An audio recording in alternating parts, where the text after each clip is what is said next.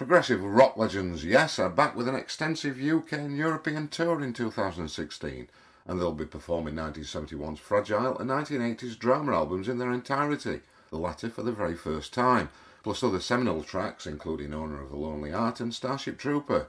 UK days start in Glasgow on April the 27th and end at London's Royal Albert Hall on May the 10th, with a stop at Sheffield City Hall on Tuesday, May the 3rd. There'll be full details on our websites. My name's Graham Walker, and to tell us all about it and his amazing career, I'm honoured today to be talking to drummer and rock icon Alan White, who played on John Lennon's Imagine, was a member of the Plastic Ono Band, appeared on over 50 albums with artists also including George Harrison and Joe Cocker. What a claim to fame. So Alan, how's life these days? Life is wonderful. I'm sitting here in Seattle, Washington. It's a blue sky, a wonderful sunny day, and about 60 degrees today. So it's a very, very nice spring day out there. So it's a little bit different from Ferry Hill in County Durham, where you began life. Slightly bit different. That grey, miserable kind of mist that keeps going around. I think that place is attracted by it. You'll be telling me you miss it next. Well, to some degree I do, but I live in Seattle, so we do get days that are pretty, somewhat like that, a bit of fog down then. But I live on a lake, so near Seattle, so though we get a bit of fog coming in, but I've got a boat and all that kind of stuff. I do a lot of boating and have fun here. Well, it sounds like you're having a great time, but obviously you're coming home. You're coming home for the tour, and I want you to tell me about this fantastic tour you've got planned and what fans can expect. All of us are doing our homework frantically here. We haven't played John, but there's about two tracks on there that we definitely haven't played for about 30 years. So we're all kind of scratching our heads saying, why the hell did we do this?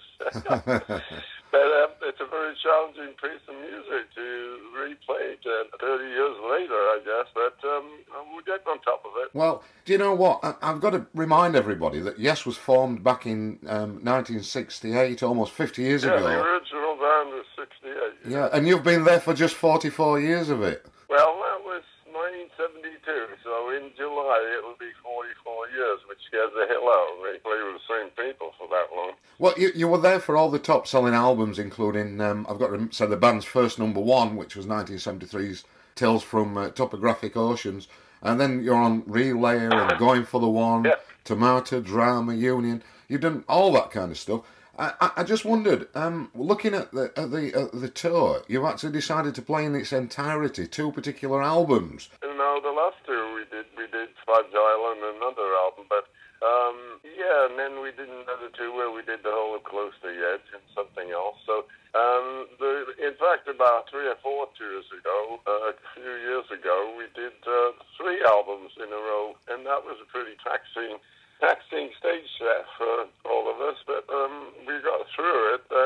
So now we thought, listening time for an audience is usually, 2 albums and a few of the kind of well-known songs that we've done that people like to hear on stage. So that's where we're settling at this time.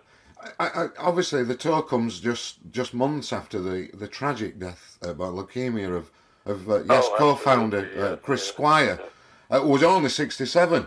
Did he know about plans for this tour, and what would he have made of it? No, you know what? It was kind of a surprise to us. He had been ailing in a few different kinds of ways recently, but he seemed pretty fit, He was doing all the stage work, going on tour as usual, and then all of a sudden this kind of came into the picture, the leukemia, which is, is a dreadful form of cancer, and I used to talk to him when he first got diagnosed, and he said, just give me 6 weeks and I'll get rid of this and I'll be back on the road. And I said, Chris, you're not going to be going on the road for a year, even if you eat this thing. It takes a hell of a lot out of your system. And anyhow, he was very positive all the time, and kept his chin up most of the time. And then, as it happens, they were on the way to beating leukemia, and I think they'd kind of beaten it, but his heart gave out, and then it's a shame. It was really hard to lose somebody you've been playing with for 43, 44 years.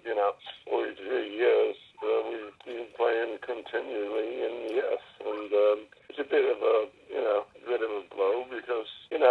Sherwood's doing a great job of replacing Chris in the band. How well does he do that? And can you tell us a little bit more about who the other members of the band are? Yeah, well, yeah, Billy, he fills his shoes real well. I mean, Chris was his mentor kind of all through his growing up stages in life. So he learned how to play most of Chris's licks on the guitar and most of his vocal parts, you know, as his career went on. And they were good friends too. They knew each other pretty well. And in fact, I was in a band with Chris and really called Conspiracy, and we did a couple of albums and stuff like that, and it was great stuff. But I'll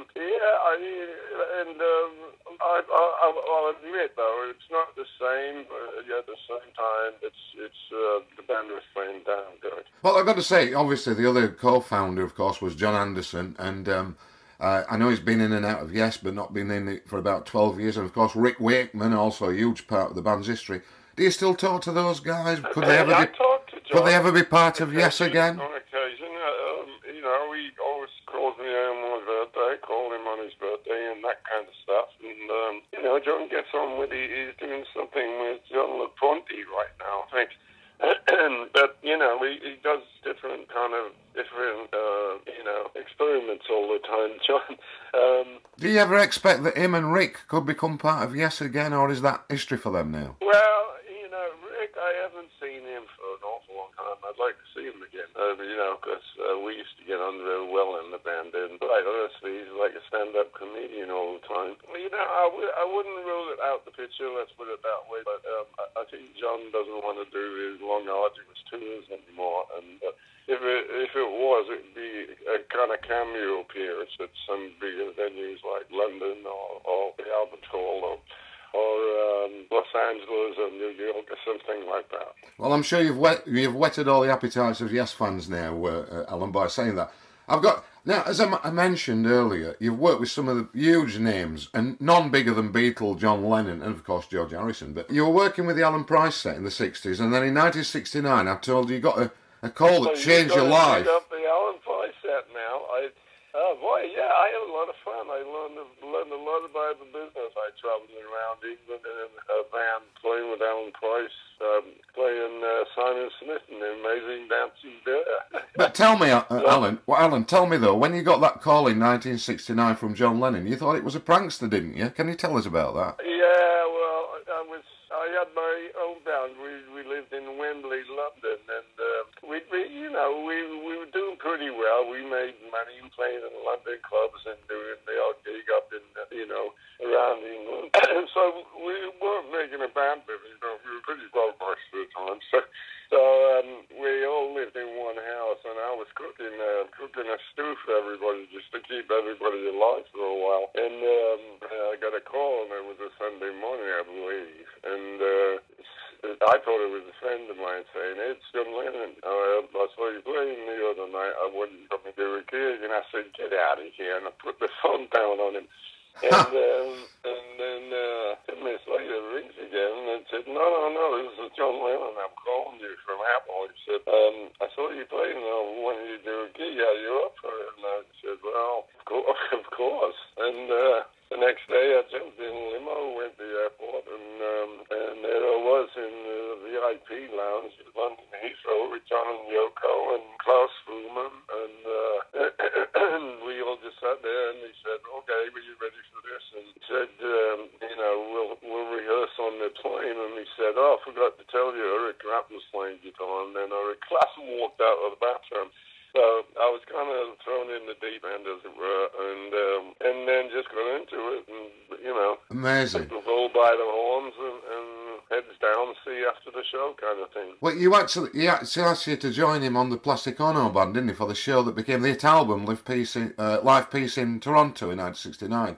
Am I right? Well, that's what Live Peace in Toronto is, and actually, if you listen to that, there's one part where John says, well, we've never played together before, and which is absolutely true. We had never actually played together before we went on stage. Amazing. Am I right in saying that you also performed with Lennon on the Imagine album and the single? Yeah, and well, I did the Instant Karma as well.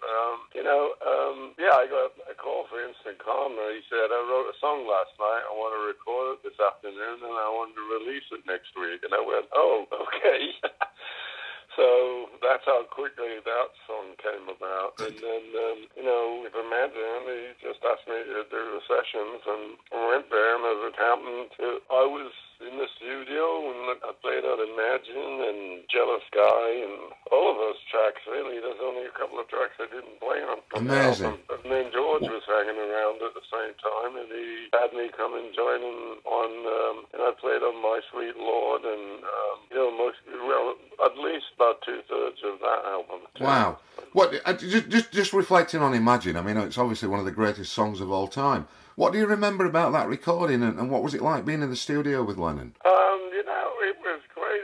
It was no pressure, and one of the main things that I always remember is the fact that John made you read the lyrics to every song you recorded with him before you played on it, and he'd say, "Look, this is what you're going to say to the world. You played on this song, and you don't have to do it if you don't agree with it. But you read the words to Imagine, and it just makes you stop in your tracks." Oh, just beautiful. It's fantastic. Did you realise at the time, Alan, it was going to be a global smash that was going to be with us forever? You know what? I was only 20 years old when I did that stuff, and quite frankly, I was just taking it all on my side, thinking, well, I guess this is what happens in the music business. You just make it from one level to the next, and just keep moving on and do different things. So I never thought anything of it at the time, all that stuff with George Harrison and John. A lot of great memories in my head that eventually will come out in the book, which I've had numerous offers to write. But,